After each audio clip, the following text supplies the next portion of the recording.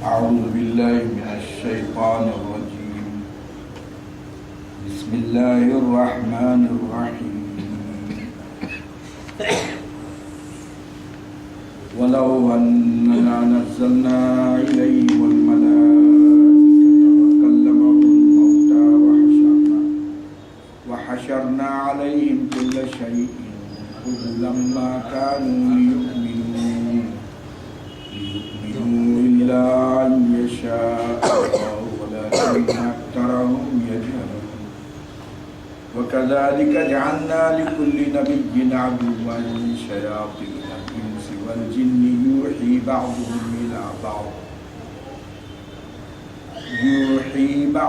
إلى بعض زخرف القول غرورا ولو شاء ربك ما فعلوه فذرهم وما يفترون.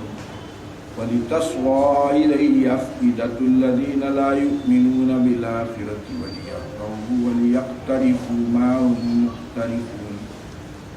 أفغير الله يبتغي حكما وهو الذي أنزل إليكم الكتاب مفصلا والذين آتيناهم الكتاب يعلمون أنه منزل من ربك بالحق فلا تكونن من الممترين.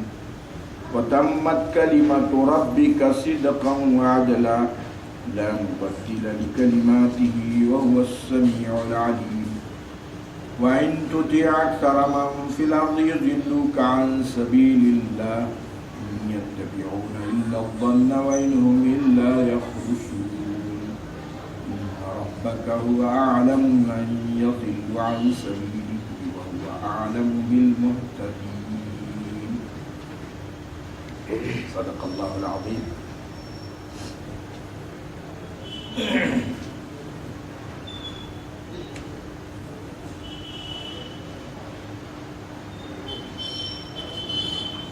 آٹھواں پارہ شروع ہے یہاں سے اور سورہ انعام کی آیت نمبر 110 میں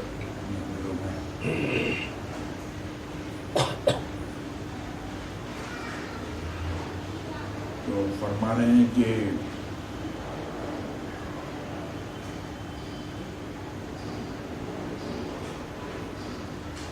قریش مکہ کی ایک جماعت حضور کی خدمت میں حاضر ہوئی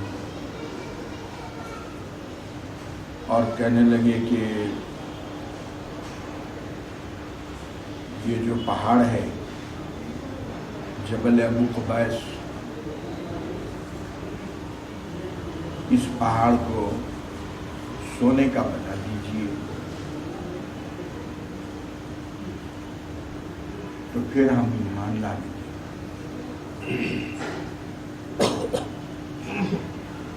حالانکہ اس سے پہلے کئی قسم کے معجزات، شق القمر دیکھ چکے، کئی معجزات رسول پاک علیہ السلام نے بتائے، اور سب سے بڑا معجزہ قرآن مجید ہے.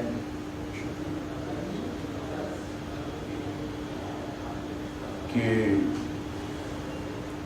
اس نے چیلنج کیا قرآن میں کہ بھائی تم عربی داں ہو، عربی تمہاری فصیح لینگویج ہے، تو ایک سورہ اس کی جیسا بنا کے بتاؤ،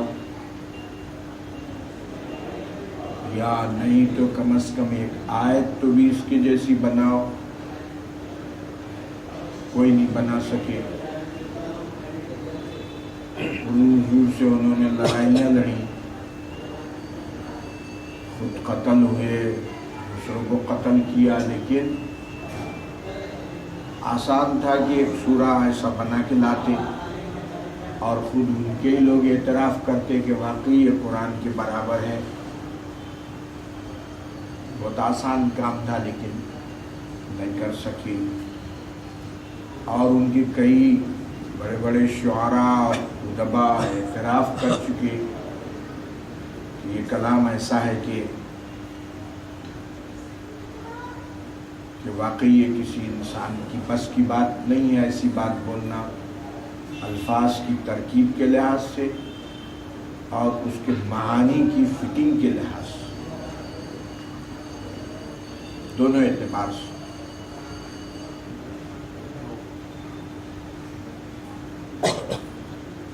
الفاظ کی ایسی فٹنگ ہے کہ یہ ولو اننا نزلنا الیہم الملائکۃ، ہر لفظ اپنی جگہ فٹ ہے، کسی لفظ کو آگے پیچھے بھی نہیں کر سکتے، کسی لفظ کو حذف بھی نہیں کر سکتے، کوئی لفظ اس میں اضافہ بھی نہیں ہو سکتا.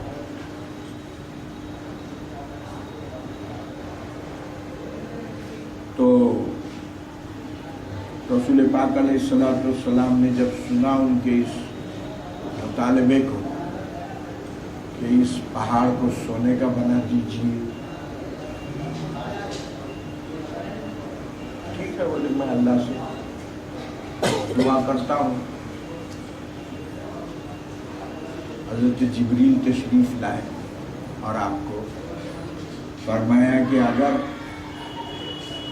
خدا کا قانون ایسا ہے کہ جو مطالبہ، جو معجزے کا مطالبہ کوئی قوم کرتی ہے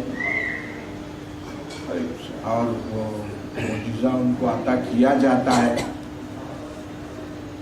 اور اس کے بعد بھی وہ نہیں مانتے، ایمان نہیں لاتے، تو پھر ان پہ عذاب الہی نازل ہو جاتا ہے. تو اب رسول پاک علیہ الصلوۃ والسلام نے یہ طے کیا کہ اب یہ قوم ضدی قوم ہے، مانے گی تو نہیں. معجزہ بتایا بھی گیا اور ابو جبل ابو قبیس سونے کا بن بھی گیا،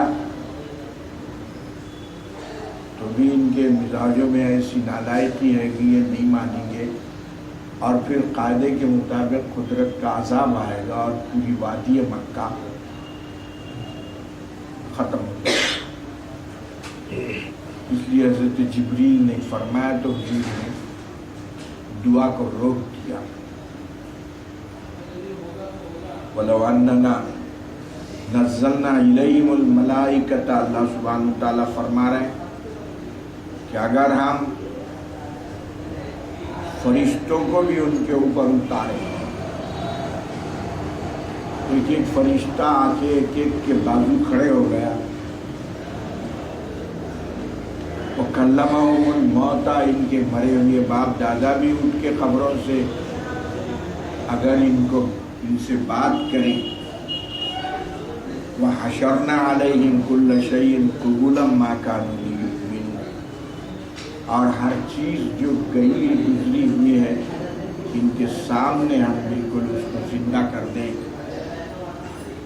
مَا كَانُوا لِيُؤْمِنُوا، یہ ایمان لانے والے نہیں ہے.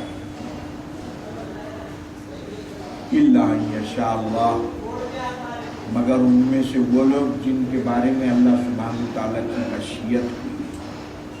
وَلَكِنَّ أَكْثَرَهُمْ يَجْهَلُونَ، اور اکثر ان میں کے جاہل ہیں.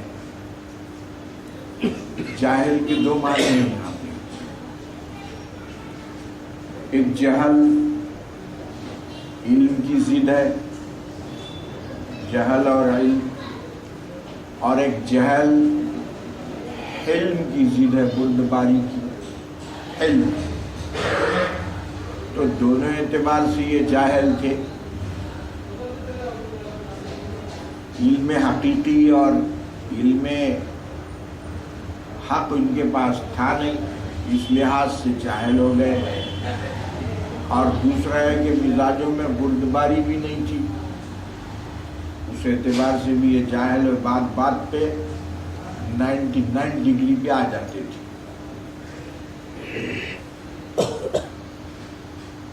اسی لیے کوئی ابو جہل کہلایا، کوئی ابو لہب کہلایا.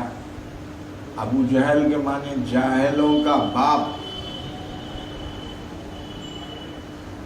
اور ابو لہب کے معنی آدمی گورا تھا بہت، اور جب جہالت پہ غصے میں آتا تو اس کا جسم شعلہ ہو جاتا.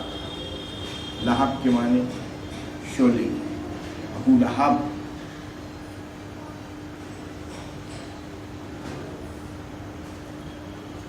تو فرما رہے ہیں کہ اگر آپ نے یہ سونے کا پہاڑ کھڑے بھی کر دیا، قبر سے مردے اٹھ کے، ان کے باپ دادا اٹھ کے ان سے بات بھی کیے، ایمان ما کانوا لیؤمنون، علم الہی یہ ہے کہ یہ ایمان لانے والے نہیں، اور علم الہی کوئی ظلم نہیں ہے، کوئی زیادتی نہیں ہے کہ یہ اللہ نے لکھ دیا ہے یہ ایمان نہیں لائیں گے تو اللہ کے لکھے ہوئے کے مطابق یہ عمل کر رہے ہیں، ایسا نہیں، بلکہ علم الہی محض اللہ سبحانہ و تعالیٰ نے ان کے احوال کو قبل از وقت جان کے اپنے علم کا اظہار کر دیا۔ یوں ہی ہے جیسے کوئی مریض پڑا ہو اور یہ حکیم صاحب کو آپ نے دعوت دی، دیکھا انہوں نے، اور اس کے بعد کہا کہ صاحب یہ 6 مہینے کا ہے، اب 6 مہینے کے اندر اگر وہ مر گیا تو آپ حکیم صاحب کو نہیں پکڑیں گے کہ جی آپ کی بولنے کی وجہ سے یہ مرا، اور آپ نہیں بولتے تو یہ نہیں مرتا تھا ہمارا آدمی۔ حکیم صاحب بولیں گے بابا اس کی حالت دیکھ کے میں اپنے علم کا اظہار کیا۔ تو حکیم صاحب کا علم تو پھر بھی خطا کر سکتا ہے، اس میں چوک ہو سکتی ہے، لیکن خدا تعالیٰ نے ان کی حالت کو دیکھ کر قبل از وقت جو علم کا اظہار کیا اس میں ذرا برابر بھی غلطی کا امکان نہیں۔ یہ تقدیر ہے، کوئی ظلم نہیں ہے وہ، کوئی جبر نہیں ہے وہ، بلکہ حالت کو دیکھ کے اللہ سبحانہ و تعالیٰ نے قبل از وقت پیشین گوئی فرمائی، جیسے حکیم صاحب ڈاکٹر صاحب کسی مریض کے بارے میں اپنا اظہار کرتے ہیں۔